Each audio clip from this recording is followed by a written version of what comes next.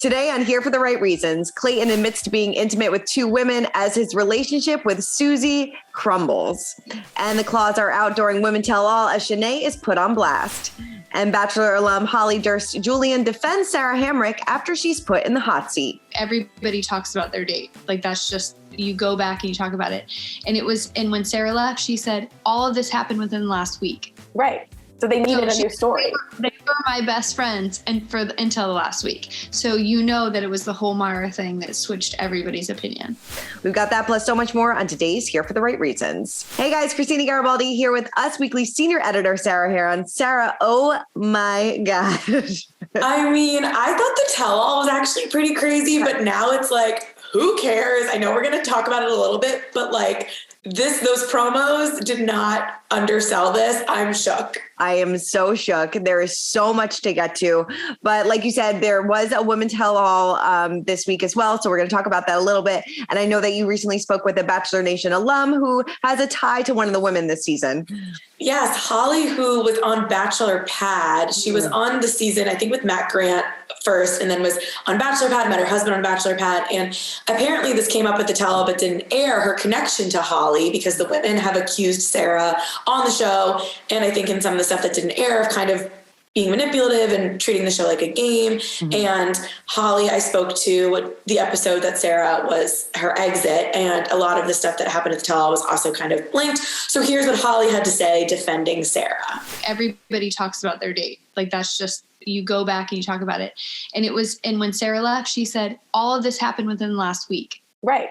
So they needed a new story. They were my best friends until the last week. So you know that it was the whole Mara thing that switched everybody's opinion. Yeah. And the second one-on-one date.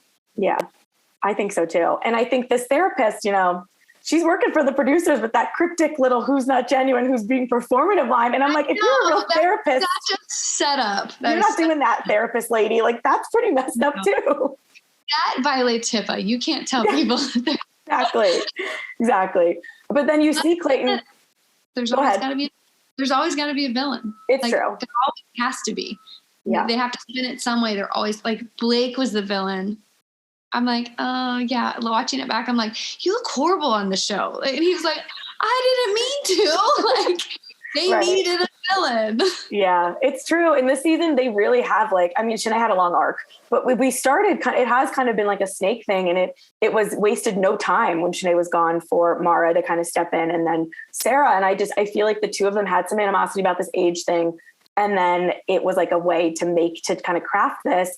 I mean, I don't know, Sarah, I know you do. And I don't even know why I feel so. I swear I'm not just saying this, I'm talking to, because last night I did an Instagram poll, and Sarah lost. I was like, I'm conflicted. What do we think? And everyone voted for the performative side. And I was like, I kind of feel like she got screwed. She definitely did get screwed. Like, just knowing her, I think she got screwed. But yeah, I think it was just all downhill right at the end. But also the whole, her not crying and him saying, I don't believe you. I was like, oh, bad. This is bad. But maybe like some people, I felt like was like up here. Yeah. With everything. And she's like, why am I having to cry? Like, yeah, I kind of agree with her. It seems like there always has to be a villain. And Sarah was definitely chosen as the next villain. And it all happened like really, really quickly.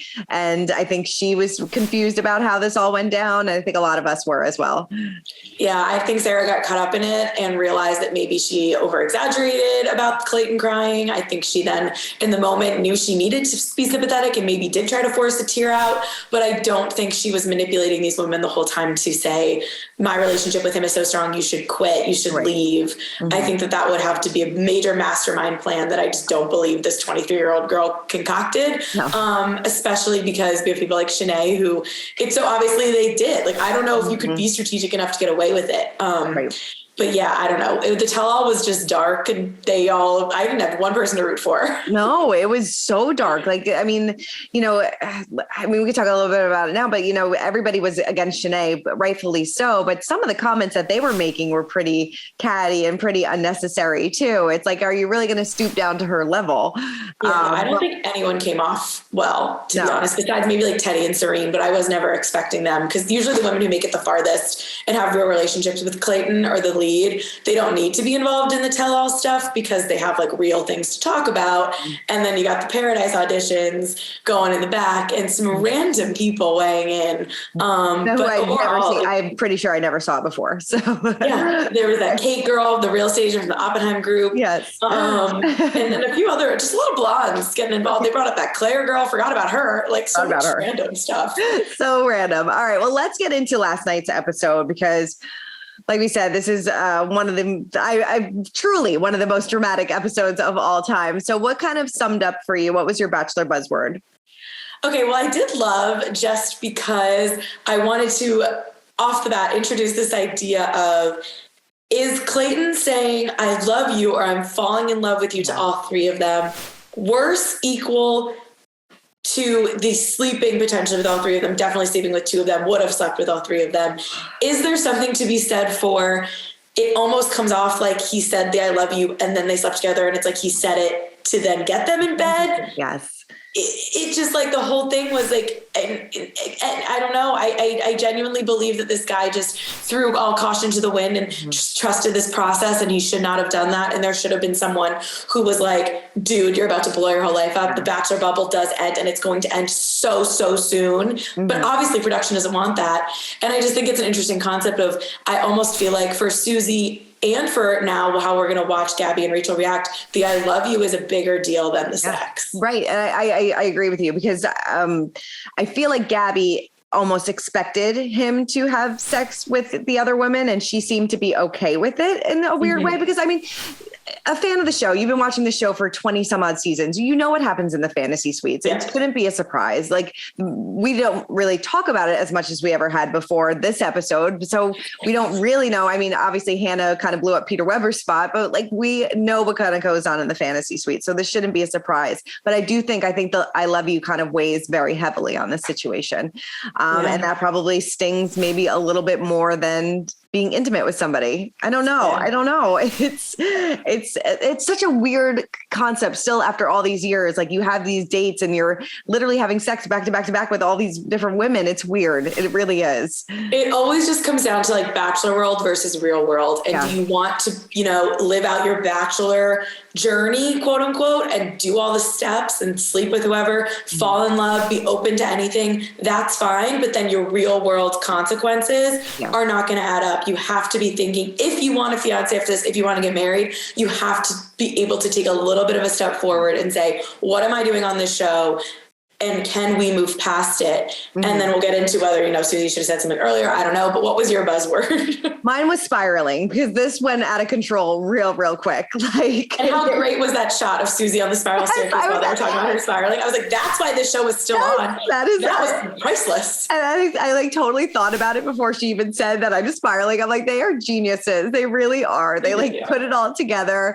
But this is just went off the rails, like really fast. Like, and I feel like you were kind of saying, I feel like Clayton in the beginning of the conversation with Susie, like he was kind of grasping at straws, like trying to make it to salvage this fantasy suite date, which kind of felt really weird to me too.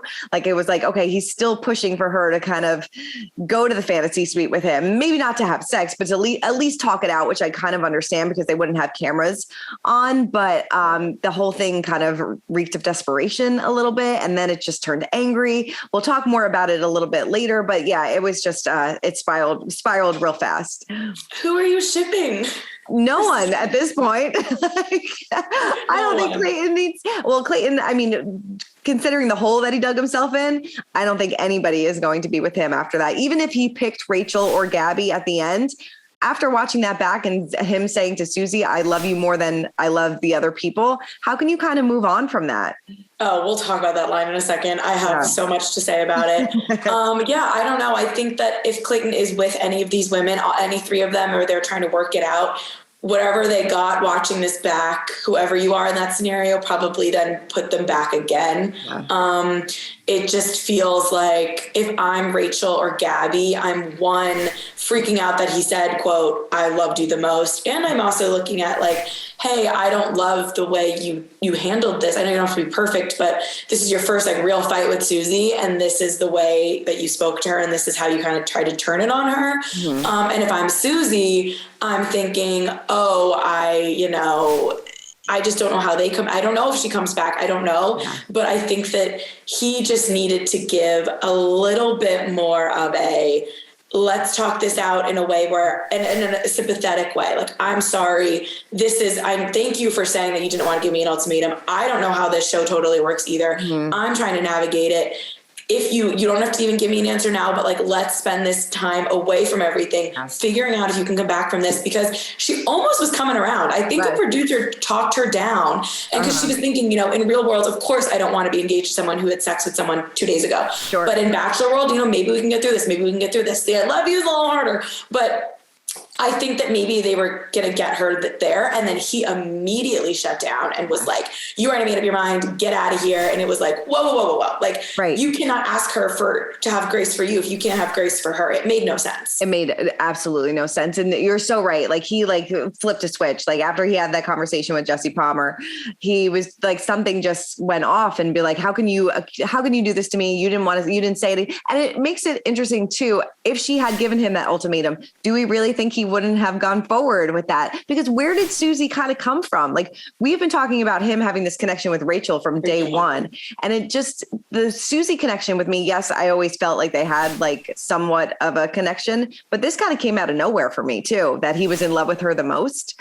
Yeah, the bell tower moment, I remember thinking like, maybe I've been not giving Susie enough attention. Like, Rachel felt so obvious to me, but then this episode proved to me that I think Rachel's strictly physical. Yeah. Mm-hmm. I think he kind of admits that, like, in the intro, he's like, I know we have that connection. We can't stay away from each other. But like, I think in his ideal world, Susie would be like perfect Susie homemaker wife. Mm-hmm. And Rachel is this girl he wants to sleep with. And I think Gabby is too. And I think he realized that too late. Mm-hmm. And I think it's interesting, like, should Gabby have said something sooner? Would it have made a difference? I think the only thing that would have made a difference is if Susie went first. Exactly. And obviously that's production. And obviously that's, part of the thing. You're not going to send Maddie Pruitt. You're not going to send Susie. You're not going to send any of these girls in first. And I get it. It's mess. But if Clayton thought ahead a little bit, I just really feel like that moment after Hometowns last week, when he said to Jesse Palmer, like, this is it. I'm letting my guard down. Let's go.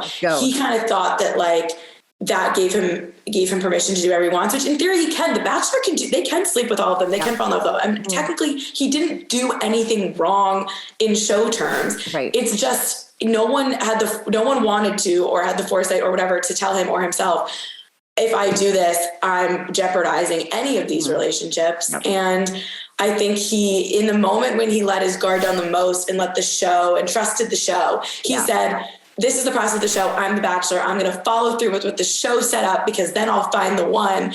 Is the moment he should have said, this is getting really real for me. Mm. I need to start thinking real world. And he did the opposite. He leaned into being the Bachelor. Yep.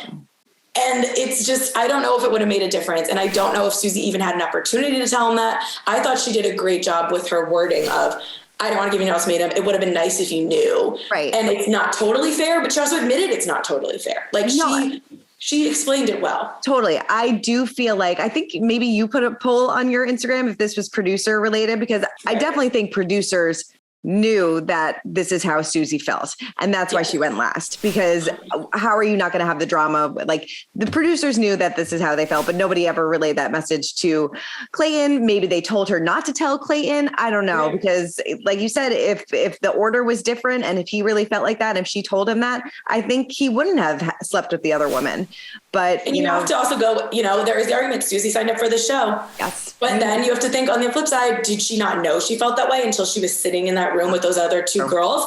It's all valid. It's all part of the conversation. The only thing that's not part of the conversation is Clayton saying you invalidated everything. That's the only part that actually doesn't make any sense. Right. Totally. All right. Well, who are you shipping this week? What a rant. I just want to give a quick shout out to Teddy and Clayton's brother. I thought that thing at the tell-all was very funny. Obviously, I don't think anything's happening there. Teddy told us at the taping that it was like she didn't even answer, and it was like a innocent, like, good luck, can't wait to see you. The whole thing is kind of weird, but just because it's a girl who loves mess, I think it would be hilarious if Teddy and Clayton's brother actually dated. I love it. And I think Clayton tweeted at her to release the DM and things like that. Even Clayton's brother, I think, did too. So hopefully she releases the direct message. Hopefully. All right. Well, yeah. All right. So let's talk about our one-liner of the night. Who is your best line go to?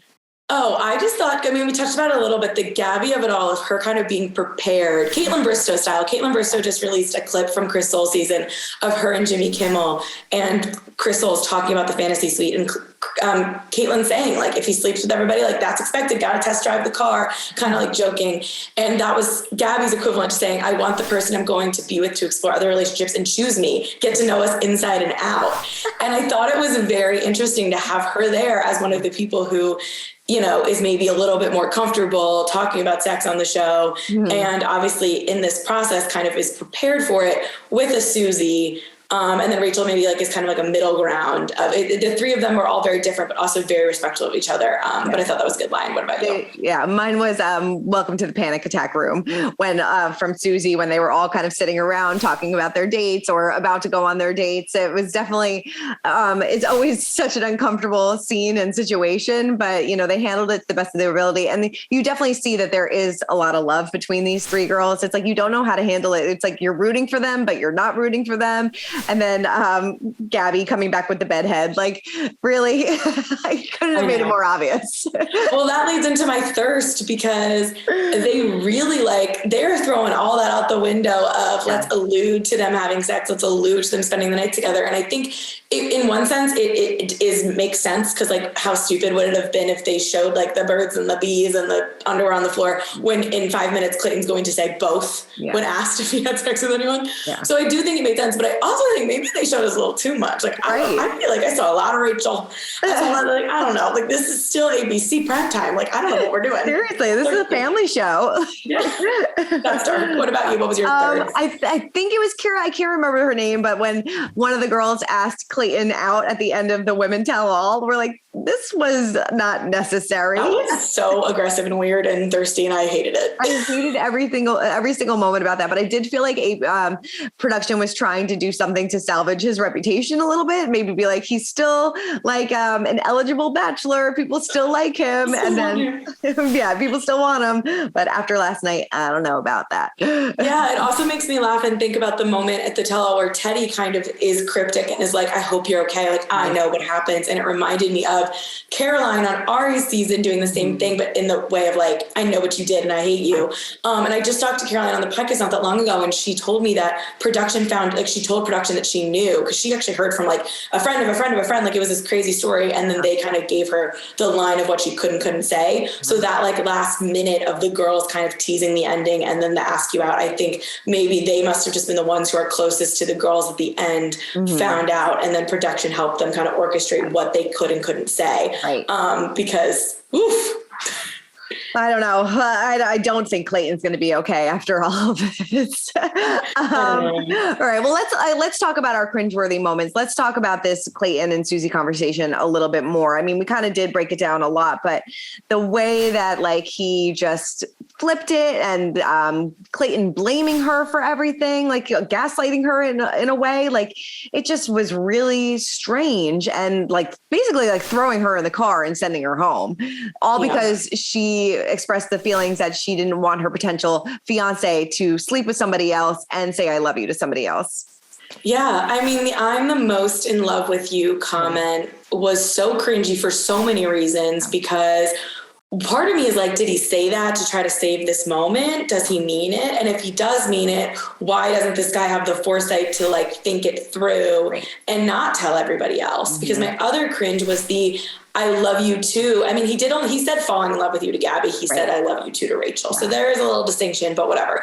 The leaving the next morning, yelling it from the rooftops to his Rapunzels both times. So and weird. It felt cringy to me that even the intro conversations he had before he said it to them about being afraid and how they helped him open up felt eerily similar. It feels like a guy who got so caught up in this show and let his guard down and let trusted the show and said, you know, if you go through this process, if you tell them everything you're thinking and don't spare anyone's feelings, like they'll respect you for it. And there has to be a boundary. There has to be like a real world consequences looming in the back of your mind. Like I really think he messed that up, and his dad says it in the promo basically. But as far as that conversation goes, I really, really think that if Clayton showed any sort of remorse, sympathy before he got angry, that she would have stayed. And the next morning, maybe they still would have she would have left and we wouldn't have even known. But I think that they could have talked it out a little bit more. I think it got dark quick. I think that the invalidate your feelings thing, it's like, she didn't try to do that to you. No. Yeah. No, she definitely He was didn't. so understanding, even though she said like, this might be a deal breaker for me. And she was like realizing it in real time. I don't know. Ugh, I don't know. It was funny. I think I saw somebody on Twitter write like along the lines of, we've been waiting for Clayton to talk about or open up all season long. And now that he finally did, let's put that back. Let's close that door. We don't want to see it. But I know. I totally agree. Yeah, I really don't Susie knows what she got herself into when signing up for this show. You know what happens. Maybe she should have been more open and forthright about how she feels about sex. But like you said, maybe she just kind of dawned on her once she got into that fantasy suite room with the other women. And you're like, oh my God, I can't believe I got this far. I can't believe I could potentially be getting engaged to somebody, but I can't get past that. And we saw that with Lauren Lane and Ben Higgins. When he said, I love you to both women, that kind of, when they watched that back, that kind of ruined their relationship for quite some time. And I mean, really, potentially one of the reasons why they ended up splitting, because she just couldn't get past that he was in love with both women. But yeah, no, it almost seemed like he was trying to save the moment when he said, I love you the most, because he was just like maybe so afraid of rejection. And like, maybe he was so afraid that somebody was like going against the Bachelor rules, I guess. I don't know. It's because that meltdown that he had after when he said, you know, it's over, like, it's whatever. That to me was him saying, like, I trusted you guys. Yeah. I was going to follow through with this show. Like, you told me I could do this. And I think Clayton is a decent dude who got caught up in being the Bachelor. Yeah. I don't think he's some like crazy F-boy, whatever. But then another part of me is like, all right, what a moron would sleep with all three of them and think it's going to work out. I don't know. But I see it all the sides. But I definitely think the way he reacted, where he was so mad at them, made it feel like you told, like, I thought this was going to happen. I bet I'm just assuming there was a lot of conversation behind the scenes of, we promised, we got you, you got to go for it. And then he was like, the second I went for it, which I don't agree with his strategy necessarily, but I think that's why he was so mad at the show. He was like, you basically begged me to do that, like let my guard down finally. And then it blew up in my face. I'd love to know what everybody thinks. If you're on team Clayton of this and team Susie of this, please let us know in the comments, because it's like you said, you can argue both sides. And I think we would have maybe leaned a little bit more towards Clayton if he handled this situation better. I don't know. But, and then I would love to know if you think that Susie comes back. I mean, the way that they're kind of teasing it, it kind of seems like it. I don't know. I feel like I'm almost surprised. The only reason I think no, there is a little bit of a tease there, but like they love spoiling their own teases. Like I feel like they would have shown us like a silhouette almost even to try to guess, is that Susie? Like, I don't know. But if you did have to give out a rose, who would you give it to? I agreed with you on this one, Jesse Palmer. And that was kind of like the only one that stood out to me. I was like thinking about it. I'm like, let's give it to Jesse. Like, honestly, he kind of did a horrible job at the tell-all. It's not his fault. They were all screaming at each other. And our reporter, Hannah, was on the podcast yesterday and told me that it was when they were really screaming, like no one could hear anything. Jesse Palmer was like signaling, like, I don't even know what they're saying. So I don't think it was a no-win job, but I loved when they showed the throwback of his season. And I thought he did the best he could. And then that moment when he clearly was like in bed and they pulled him out to go talk to Clayton, like he literally did absolutely nothing, but I just thought it was hilarious. He was like, hey, Jesse, like, we're going to talk this through. And Jesse was like, sorry, dude. Like, he just like patted him on the back. You're like, you're good. You're good to go. Like, honestly, he did a horrible job, but like, I want him to have my rose because I thought it was hilarious. I did too.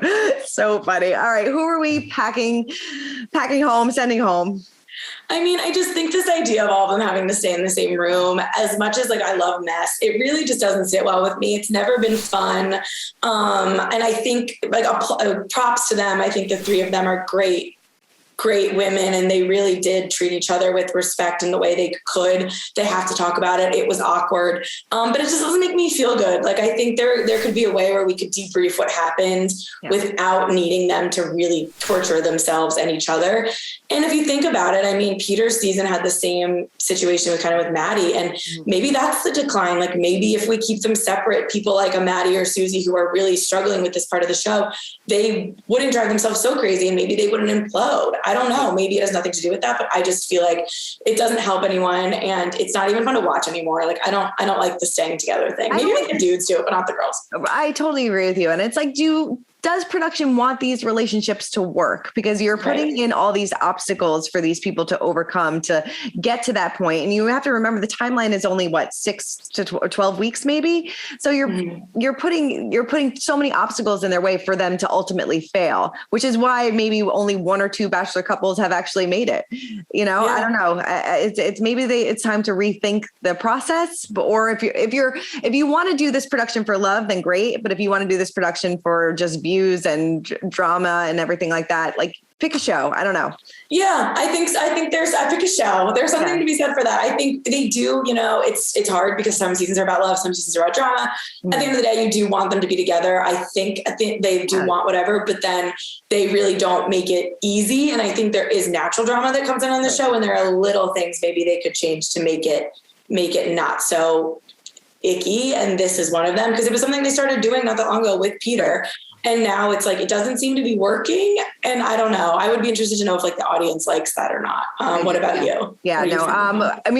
We'll talk a little bit more about the tell-all, because it was like all these women should pack their bags. Like I feel like, you remember like Becca Kufrin season, whenever all the girls were kind of like all sitting together on the couch and all rooting for each other. And then it's like, I don't think anybody had anybody's back throughout this entire women tell-all. Yes, Shanae deserved to be put in the hot seat. She's still not remorseful at all, which I find so bizarre. But some of the comments that were made, like her walking up to the hot seat when they were like, oh, is she wearing a diaper? Like, you don't need to body shame. You don't need to sex shame these people. Like, it's just, don't stoop down to the level. Yeah, it felt really just cruel. And I think that Shanae, it also blew my mind how she showed literally no remorse. And I think that she came into this thinking maybe like, if I just stay in my convictions, I'll get through it easier. Hannah, who was there, told me that she did seem a little teary at points and like it was a lot. And I did ask her, like, did it feel like they were coming for her right away, or was it build up? Was she whatever? And she said, no, like it was like guns blazing. And that makes me think these women got together beforehand. They were ready. This is our moment. Like Bachelor Nation hates Shanae. Let's take her down. And it's like, there's a line. You went too far. You didn't look good either, dude. It's like you looked just as bad as her. Like I don't know, they didn't do it with facts either. They could have been like on the show this, like it felt just mean and mean spirited, and that doesn't come off well either. So that was disappointing. I think that they all took a little too much joy in taking down Shanae. And I'm not saying that living with her must have been so frustrating, and I get it. I don't like Shanae either, but like they went about it the wrong way. Totally. Paradise is going to be interesting. Oh my God. Let's send Clayton's brother to Paradise. Seriously. Who knows? Clayton could be in Paradise too. Oh God. He could not handle Paradise. I don't think so. Sarah, who's on the podcast this week? Oh my God. Okay. So we have Monday's tell-all breakdown, which was great with Hannah giving behind the scenes scoop. And then I'm about to hop on with Kayla Quinn from Ben Higgins season to give me a little perspective. She seems a little angry with Clayton based on Twitter. So yeah, we're going to really just dive deeper somehow into this. I'm going to spend all day talking about Clayton. All day. Totally. Well, and next week we will break down the finale. It's a 2-part finale. So we will be back here next Wednesday to break it all down. Please let us know your thoughts about this shocking fantasy suite in the comments below. Keep commenting, keep subscribing, and we'll see you guys next week. Bye. Bye.